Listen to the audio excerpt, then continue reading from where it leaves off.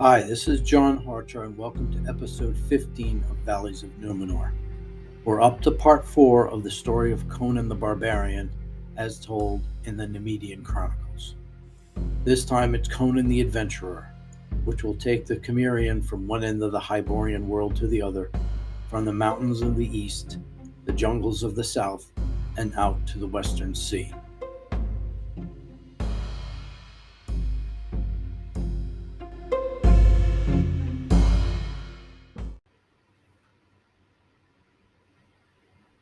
Many legendary figures have numerous stories which revolve around them that may have originated from other sources, but end up being welded into one complete story. Such is the case with Conan Cimmeria. His life is an epic tale in and of itself, but within it, there is its own mythic cycle which has come to be known as the Saga of Black and Red. That cycle begins here. Conan used his leadership of the Kazaki to weld the eastern tribes into a gigantic and fearsome fighting force. It threatened Yezdegerd, king of Turan, and Budachan, king of Vendia, to such an extent they even reached out to the ruler of Kitai for assistance. But Chand had another threat to confront. The Black Seers of Yimsha were thought only to be a legend. One night the king found out they were certainly real. He was cast with a spell that tortured his soul to the point he asked his sister, the Devi Yasmina, to drive a knife into his heart. After some trepidation, she agreed, making her ruler of Vendia. As they tried to deal with the new threat, the Devi's advisor sent word to Conan about a possible meeting. They'd captured a number of his men and wanted to discuss terms. The night of the parley, Conan did arrive, coming in through a window. He tried to send a ransom for their release, but it had been refused. The governor had a different idea, to possibly have Conan battle the wizards for them. But in an inopportune moment, Yasmina entered the room to ask a question. The governor identified her as Devi, so Conan raced to her, swept her into his arms, and leapt out the window. They had 7 prisoners, but he had one that would be worth more than all of them combined. Conan took Yasmina and rode his horse into the mountains. Suddenly a spear shot out of the darkness and killed the horse. The Cimmerian left off with the Devi in his arms and battled the spear thrower. He killed him in short measure, then called out for the leader of the Kurum Wazulis, Yar Afzal. The burly Afghuli emerged and met the barbarian in the open. They agreed to keep the Devi in his camp for safety, but word came a stranger was near the entry of the village. Conan, Yar Afzal, and a number of his men rode out to find a man sitting on the ground with a black sphere in front of him. They brought him back to camp, but he would not speak. So the chief knocked him out, and the sphere fell onto the ground. When Yar Afzal picked it up, it turned itself into a poisonous spider and killed the warlord. Conan immediately realized the Devi was in danger and got her out through its secret exit. They made their way towards Afghanistan, switching Yasmina's clothes with a girl they met alongside the road. As they made their way into the eastern country, they spotted Yimsha, the mountain home of the Black Seers. A crimson cloud surrounded it almost constantly, keeping intruders away. They neared the mountain when suddenly they saw the man from the village. He was Kemsa, paramour of the Devi's handmaid Gitara and servant of the Black Seers. The girl was there with him, watching as he was able to use magic to disable the Cimmerian. When Yasmina saw her, at first she was relieved, but then she saw the evil in her eyes and realized they were in a trap. The crimson cloud came down from the mountain and deposited the 4 wizards in front of them. They first rendered the barbarian unconscious, then they turned their attention to their 2 servants. They tore their minds apart and sent them hurling off a cliff. They then took Yasmina and the cloud disappeared. Once Conan awoke, he headed towards the mountain lair of the wizards when he ran into his men riding towards the mountain themselves. When he asked what they were doing, they told him the 7 men who were being held prisoner were now dead, killed by a wizard. They thought Conan had betrayed them and attacked him. The Cimmerian rode off and found the bodies of the 2 lovers on the ground. But somehow, Kemsa was still alive. He gave Conan an artifact to help him enter the lair of the wizards, then died. Conan continued towards the mountain when he ran into Karam Shah, a Turanian who was leading a group of mercenaries to rescue the Devi as ransom to aid Yezdegerd's ambition to take over Vendia. The 2 decided to form an uneasy partnership and attacked the outposts themselves. They first battled the seer's acolytes, then made their way into the main palace. Karam Shah's men were not as agile and clever as their leader, and all ended up dead. But the Turanian and Cimmerian continued on together. They battled the four wizards and defeated them, then found themselves facing the master of Yimsha. The master used his powers to rip Shah's heart out of his body and left him dead. When he tried to do the same to Conan, Kemsa's artifact warded off the magic. The master then disappeared. Conan searched the palace and found Yasmina in a room trapped by a giant snake. He battled the serpent and killed it, saving the Devi. They made their way out of the stronghold, debating over what to do next. Conan was planning to take her out of the east and return to the Kazaki as their leader once more. She pleaded with him to let her return to her kingdom since she was their leader. As they came over the mountain, they found hundreds of Conan's men trapped by a Turanian army, while on the other side of the valley was a group of several thousand Vendian riders. Yasmina promised Conan she would bring her army to rescue his men if they can hold out a little while longer. Conan rode to his men and battled long enough for the Vendians to arrive. The Turanians were split and defeated. As Conan rode to thank Yasmina for keeping her word, a giant vulture dove out of the sky right for the Devi. The Cimmerian flashed his sword and lopped off the bird's neck, but by the time it hit the ground, it was the head and body of the master that appeared. With that, Conan promised he would ride to the capital to collect his ransom with 50,000 Afghulis, and she would be there with it ready for him, along with 100,000 of her men. Conan was able to convince his men he did not betray them, and they prepared to launch raids into the Turanian frontier with the protection of the Vendians. But Yezdegerd had moved his army in two, acting as pinchers on either side of the warrior horde. Conan realized the situation and advised they retreat into Vendia to get their forces into one mass. But several tribes were too driven by revenge and went into the heart of Turan and were decimated. Conan saw his vision of uniting the desert, Kazakh, and mountain tribes into one army was falling apart. The leader of the wayward army was captured and held for ransom by Yezdegerd. In a sorry loss in the mists of time, the Cimmerian went to Agripur, Turan's capital, and rescued the chief. He brought him back to his men, then told them to melt back into the mountains and wait for another day. With that, Conan left the east once more. The barbarian was penniless again and looked for employment in the west. As had happened in the past, Strabonus had engulfed Koth in another war, this time with Argos as it battled Stygia. He said he would invade Stygia from the east while Argos would invade from the west. The western army would be headed by a prince of Zingara, Zapio da Cova, who would lead them in from the sea. The memory of his time on the Black Coast still lingered in his mind, but he was desperate for money, so Conan signed on. He soon rose up in the ranks, along with a Stygian refugee, Thutmekri.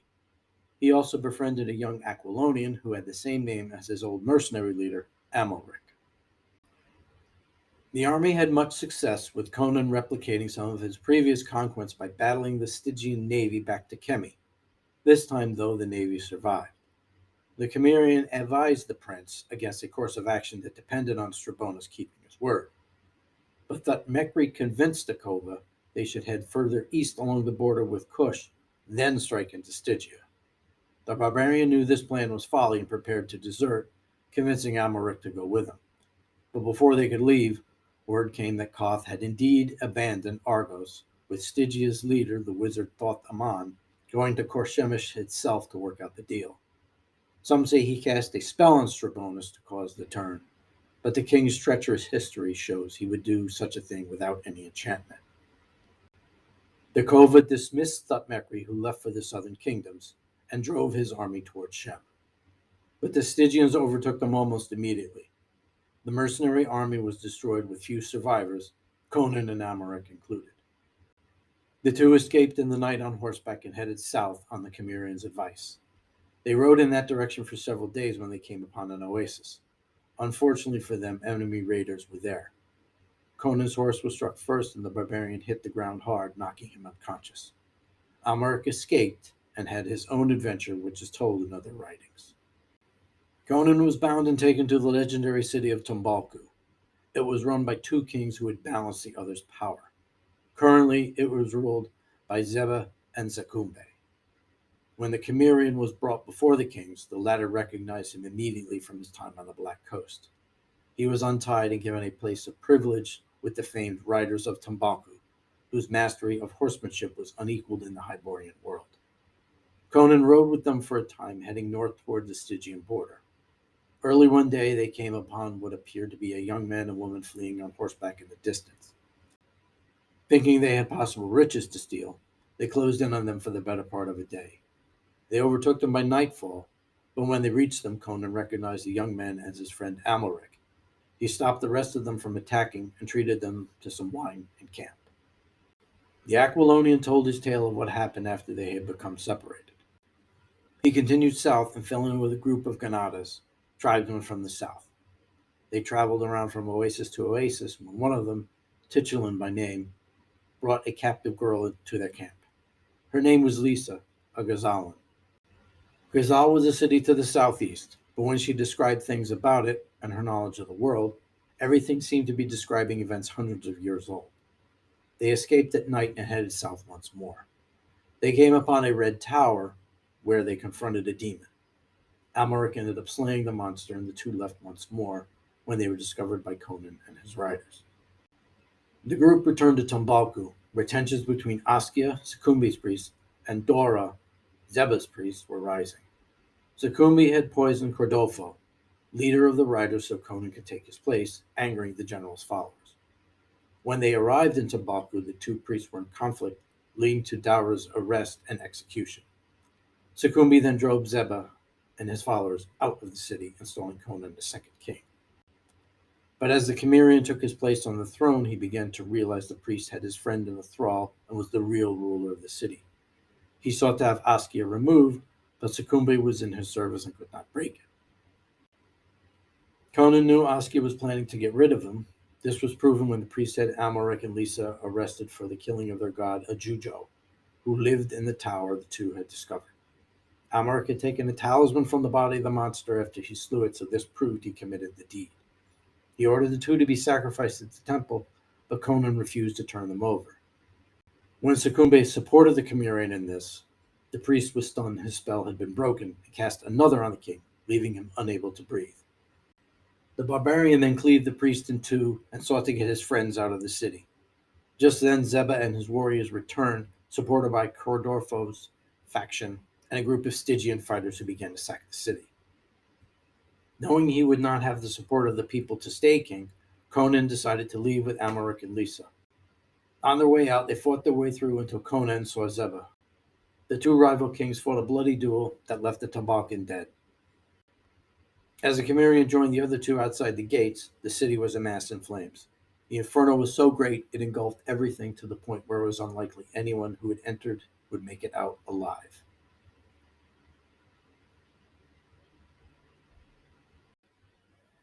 The group headed to the northwest when they fell in with a band of raiders from the Bimula tribe, sacking an outpost on the borders of Stygia. Conan and Amalric joined with them in the pillaging, which gave the young man and his paramour a chance to leave.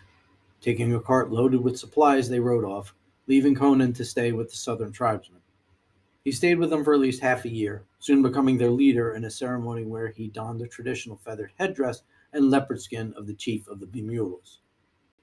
But Conan soon tired of this life and looked for a way out. He found it when visiting the camp of a rival tribe in Bacala and their leader Bajuj. The chief had taken a prisoner who had been captured on a raid in Kashada, the Stygian city of magicians. When Conan arrived for a parley and rested in his hut, the girl Livia came and begged him to rescue her, since he was an outsider. After telling her the reasons why he wouldn't want to create such a circumstance, he decided to follow her lead. At the dinner that night, Conan sat eating off a bone when Bajuj's war chief offered a word of praise. Conan rose up and smashed his head in with the bone, then pulled his sword and beheaded the Bacalan chief. The scene became so chaotic, Livia raced away in fear and rode off on a horse into the night. When Conan discovered the girl missing, he rode after her. He found her in a vale surrounded by a group of beautiful but strange-looking women. Livia was on an altar when a shrouded figure arose out of the darkness. Neither knew what it was, but it was a nameless old one, called up from the depths of the night by the Stygian wizard Thoth-Amon to seek revenge against Bajuj. But with the Bacallan leader dead, it searched for another victim and found Livia. Conan was somehow able to battle the demon and kill it. He told the girl it was no uncommon thing, but in reality, it chilled him to the soul to have battled it. Conan and Livia headed north to Ophir and her home. There he got word that some of the men he fought with under Dakova had joined up with the Barachan pirates, a group of buccaneers based on an island group off the coast of Zingara. He traveled to the coast of Argos and signed on to a vessel without letting any of them know they had Amr the Lion in their midst. The band looted many ships, so many of the other pirates grew jealous and demanded their share. It was decided a parley would be held to discuss the events. Hundreds of pirates arrived at the island of Tortage, but soon the meeting grew into violence. Conan slipped away during the night in a leaky boat. Near dawn, the boat sank and he continued on by swimming. Towards the horizon, he spotted a sail and swam towards it. The Cimmerian reached the boat and climbed up the ladder to the deck, where he found a Zingaran girl lounging in the sun. Sancha was the daughter of a Zingaran noble who had been kidnapped on a raid by the freebooter Zaporava. His ship, the Wastrel, was known far and wide as the most dangerous vessel in the Western Sea. Now Conan sought to become a member of the crew. When one of them objected, he crushed the man's face with his fist. The captain welcomed him aboard, but made sure to keep an eye on him. The ship sailed far out of the regular trade lanes. Zaporavro did not tell his men, but he was in search of something on a far-off island. They reached it, and a group including the captain, Sancha, and Conan went ashore to gather provisions and relax. The barbarian watched as the pirate headed off into the jungle alone and quietly followed behind him. He decided to become captain of the ship himself, but couldn't challenge the current one in public as he was a new man. But if he was already dead, he could make his own case. He caught up to Zaporavo in a glade, and the two fought a fierce but short battle, which ended with the Zingaran dead by the Conan's sword in his chest. But before he could savor his victory, Conan spotted a strange black figure carrying the body of one of the pirates towards the mountains. He followed it into its lair, where the being took the young man and tossed him into a green pool. When the black creature left, Conan noticed small figures on the wall. As he neared it, the barbarian realized they were miniature humans. Soon he saw more beings bringing Sancha and the other pirates into the cave. Conan came over to her and had her convince the others to join him in attacking the creatures. Their assault surprised them, and the Cimmerian took on the leader. He slew it, but as the being died, it uttered something in an ancient tongue that caused the green pool to erupt and spill towards the pirates. They quickly raced out of the cave and returned to the Wastrel as the island was overcome by the strange liquid. Conan claimed leadership of the vessel with having to tell anyone save Sancha about Zaporavo. He swore to them they'd take the riches of the coastal lands for themselves. Conan the buccaneer had returned. The stories in this section of the Chronicles are told in People of the Black Circle, Vale of Lost Women, and Pool of the Black One. The full tale of the war in Tumbalku has been lost, only a few sections remain. There are writings of it where it goes under the names Drums of Tumbalku and Black Riders of Tumbalku, and Amalric's tale is known as the Red Tower.